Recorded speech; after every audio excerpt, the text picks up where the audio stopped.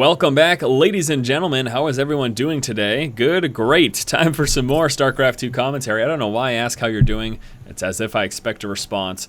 We're going to be looking at a game today between Blast Kami and SjoW. We are on the map Shatter Temple SjoW as our blue Terran player spawning down over here in the 6 o'clock spawn location, and his opponent up over in the 12 o'clock spawn position is Blast Kami, our orange Protoss player. So yes, my friends, it is going to be a Terran versus Protoss, SjoW versus Kami here on the Shattered Temple.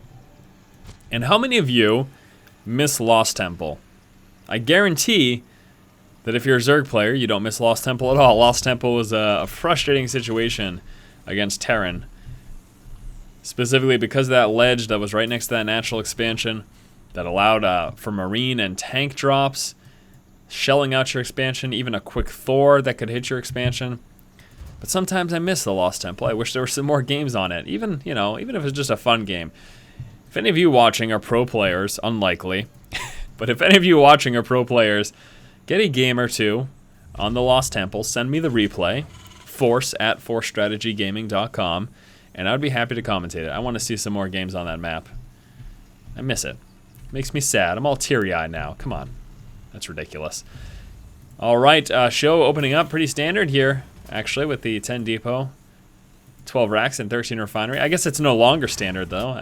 I more often am actually seeing 1 racks expand builds, to be frank with you, but I guess what was at one point considered standard, a standard opener there.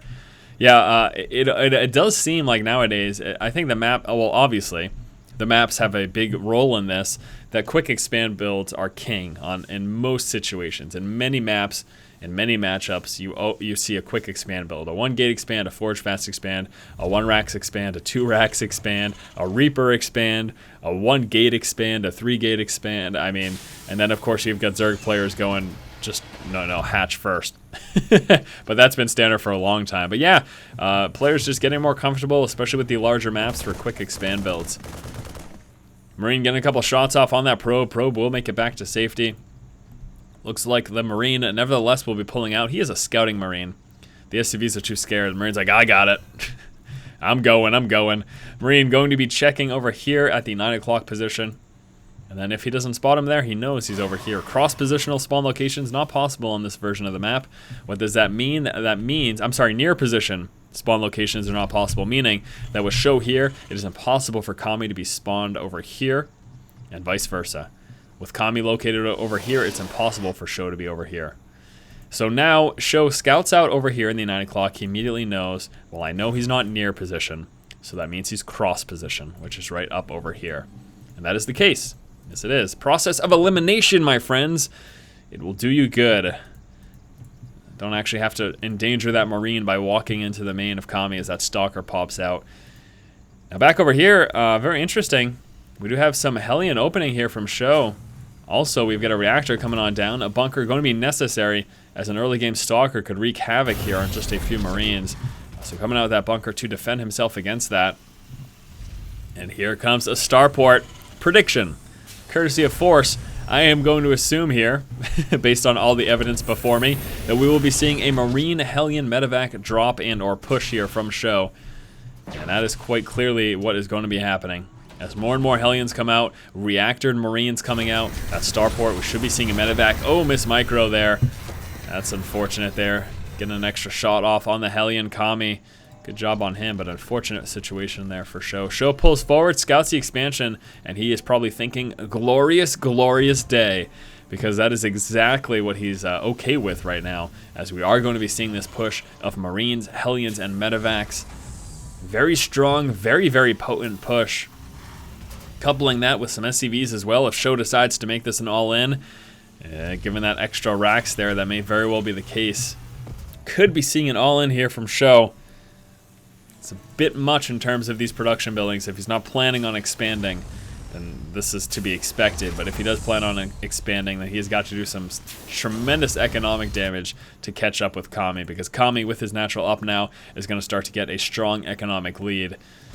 And that's kind of the trade-off there. Here comes the drop. That's the trade-off. You either decide, all right, am I going to go straight for economy, or am I going to delay my economy and try to hurt my opponents?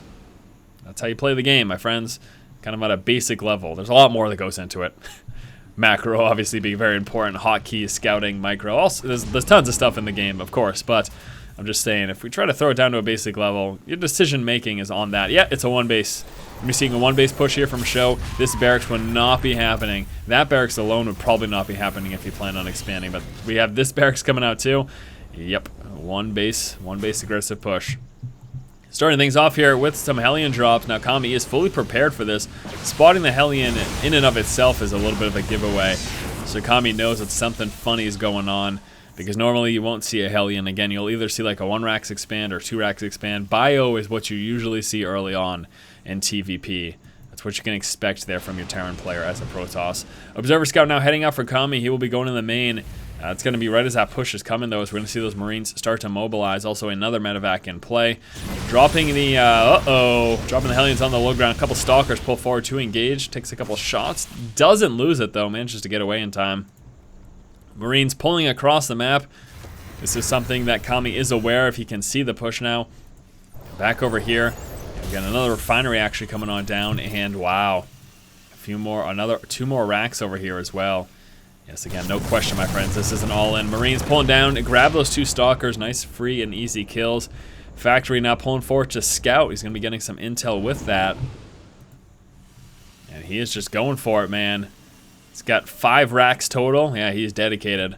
We have a medevac pulling forward with Marines. He will be dropping back of the main there, right there. Those Marines will shred through that Immortal pretty quickly. At the same time, push coming from the center. Marines and Hellions. Big, conga line of SCVs pulling right off the resource line. Big all in here. SjoW has got to pretty much wipe out Kami at this point. At the very least, he needs to take out that expansion. So dropping in back of the main right now. And the worker is going to start to get eliminated. Down over here, we're going to be seeing SjoW prepare to engage as well. He's hitting from multiple angles. It's very effective, even without stim pack research. That Stalker is going to get dropped pretty quickly. Dropping on the high ground, granting himself vision. This allows the Marines to shoot any units on the high ground, such as those Stalkers. SCVs pulled forward to engage those Zealots. We got a few Stalkers over there as well. Medevacs healing up those Marines are helping tremendously. This is not looking too good right now for Kami. The medevacs are a huge problem for him, as it allows SjoW to keep those Marines alive so much longer than they justifiably should be at this point in the game without any upgrades. Yes, things are looking very bad for Kami indeed. He's got a few more resources, enough for another Warpin or 2. He still has an economy over here. Marines pulling forward. Again, it's the medevacs that are helping so much. Already, Kami has lost the Nexus in his main. Trying to work down those Marine numbers. We got reinforcements streaming across the map. Some reinforcement Marines over there actually sitting idly. Actually coming out with a Marauder as well. Just kind of dancing around with them. No concussive shell doesn't help that much, but yep, the game going to SjoW with a 1 base push. Kami just doesn't have what it takes to defend this. He's about to lose all of his income as well as soon as these forces get taken care of. SjoW wins the game with the 1 base push. I know some of you hate to see this kind of thing, but you know what? It's StarCraft, man. Early aggression is part of the game. Rush is a part of the game. So good on SjoW this time.